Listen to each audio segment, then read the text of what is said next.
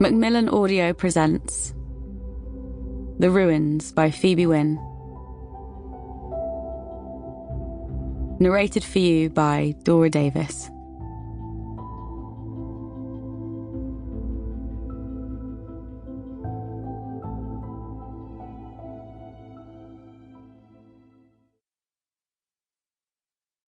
Note from the author. This book contains some references to the emotional and sexual abuse of young girls.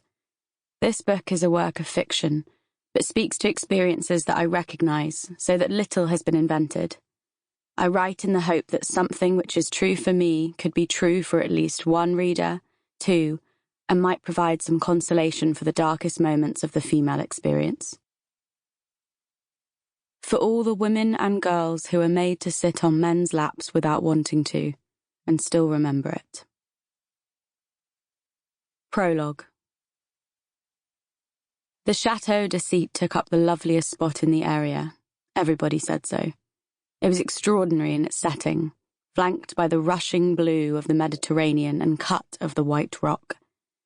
The house was tall, wide, and glowing like a cream jewel with its row of red blinking shutters. It caught every eye that passed it from afar, whether skirting behind the grounds in a car, or from the front, gliding past on a boat. This evening the house was lit up for the Ashby's party. As the sea grew dark, the stone sweep of the terrace was dotted with lanterns and merry guests chatting over the jazz from the record player. It was a goodbye party, to celebrate the concert at the end of the orchestral week. The children of St. Albans School had performed very well, including the Ashby's only daughter, Ruby. Many of the parents had recently arrived in the area to enjoy the concert, delight in the party, stay the night at the local hotel and take their child home in the morning. Many of them were also there to appraise the Chateau, envious of their own children who'd spent their nights sleeping in tents on the land and their days rehearsing with the full backdrop of the sea. But the high-pitched wail of a siren pierced the party's buzz. It accompanied a flash of blue light, then a swirl of red which swung across the faces of those gathered there. For a long moment, nobody knew what to do at the sight of a police car perched at the edge of the terrace, like an uninvited guest. Adult eyes turned away politely, but the children were all agog. A uniformed man slammed the car door and his voice rang out. Je voudrais parler à Monsieur Ashby. J'ai Monsieur et Madame Fuller de mon véhicule et son histoire très délicate. The jazz tootled on, but a strange hush came over the crowd. In the back seat of a police car was the shadow of two dark heads. A second, younger policeman emerged from the other side of the car. Just a small voice spoke up from among the group of children. Fuller.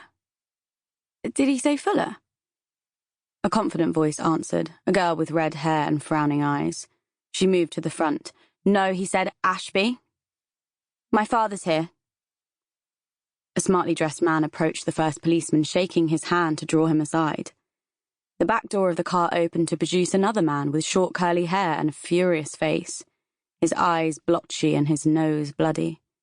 Behind him, a woman was hauled out. The policeman leaned his arm on the door to get a better grip on her, and she screamed, a sound that matched the earlier wail of the siren. Her white face wore no blood, but her eyes stretched wide as she gaped at the three men around her as she was lifted out of the car. The tips of her fingers were soaked red, bright against her pale hair and paler skin. The girl standing in front of the children jolted at the scream, alarmed to hear such a sound coming from a woman, from someone's mother. Chapter 1, 1985. Ruby had both looked forward to the party and dreaded it. She'd been the last to leave the church after the concert, packing up her flute carefully, straggling behind the group of young musicians as they wandered back down and along the rocky path to the house. The way was lit with dim lights and the swinging torch of one of the music teachers, and Ruby breathed in that smell so familiar to her, a deep, damp. Sample complete. Ready to continue?